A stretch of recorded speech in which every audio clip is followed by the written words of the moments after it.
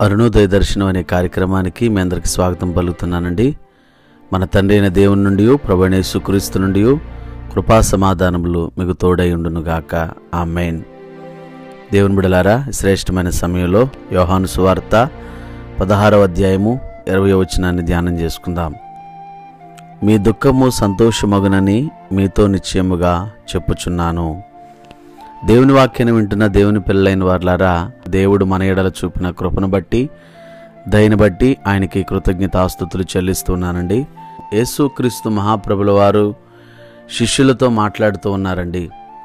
ఎందుకంటే ఆయన కొద్ది దినాలలో సిలువకు ఎక్కబోతూ ఉన్నారు. కఠినమైన శ్రమలను, అవమానాలను, నిందలను ఆయన అనుభవించడానికి సిద్ధపడుతూ ఉన్నారు. అలాంటి పరిస్థితుల్లో శిష్యులతో దేవుడు మాట్లాడుతూ ఉన్నాడు. మీరు దుఃఖింతురు కానీ మీరు సంతోషాన్ని చూస్తారు. వాస్తవమేనండి. క్రైస్తవ జీవిత ప్రయాణంలో దేవుని వాక్యానుసారంగా నడుస్తున్నప్పుడు ఎన్నో కష్టాలు, కన్నీళ్లు, ఒడిదుడుకులు, అవమానాలు, నిందలు వస్తాయండి. దేవుని వాక్యానుసారంగా నడిచినప్పుడే ఎక్కువ శ్రమలు వస్తాయండి. అలానే దేవుని బిడ్డలారా, ఆ శ్రమలు అనేవి శాశ్వతంగా ఉంటాయని కాదు. దేవుని బిడ్డలారా, కొంతకాలమే. కానీ ఆ శ్రమ వెనుక, లేదంటే ఆ నింద వెనుక, ఆ అవమానం వెనుక ఖచ్చితంగా దేవుని యొక్క ఆశీర్వాదం ఉంటుంది అనే సత్యాన్ని మనం మర్చిపోకూడదు. ఇక్కడ మరొక సత్యాన్ని నేను మీకు తెలియచేయాలని ఆశపడుతున్నాను.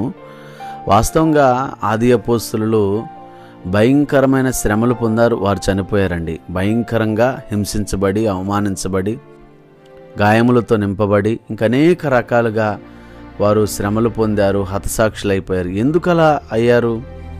దేవుని సేవ చేస్తూ కూడా ఎందుకంత భయంకరమైన స్థితిలో వారు మరణించారు అంటే వారు ఒకటే అనుకున్నారండి, ఈ లోకము మాకు శాశ్వతము కాదు. ఈరోజు మాకు దుఃఖం ఉండొచ్చు, ఈరోజు మాకు వేదన ఉండొచ్చు, కానీ మా దేవుడు ఖచ్చితంగా మాకు ఆ పరలోకములో సంతోషం ఇస్తాడు, ఆ పరలోకములో నిత్యానందాన్ని మాకు అనుగ్రహిస్తాడు అనే గొప్ప విశ్వాసం ఉంది. కాబట్టి వారి లోకంలో కలిగిన ప్రతి శ్రమను కూడా ఓర్చుకున్నారు, భరించారు, సహించారు, వహించారండి.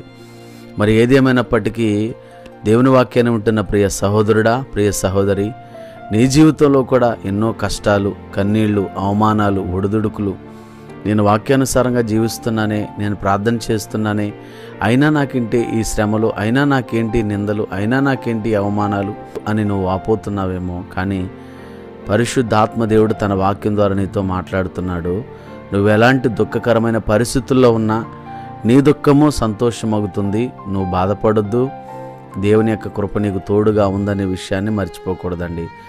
మీ దుఃఖము సంతోషంగా మారుతుందనే సత్యాన్ని దైవ సేవకునిగా నేను తెలియచేస్తూ, మీ దుఃఖమునకు ప్రతిగా రెట్టింపు ఘనతను, ఆశీర్వాదాన్ని, సంతోషాన్ని దేవుడు ఇవ్వాలని కోరుకుంటూ ఈ నా మాటలు ముగిస్తున్నాను. ఈ కొద్ది మాటలు దేవుడు మనందరి వినికిడిలో ఆశీర్వదించునుగాక. ఆమేన్.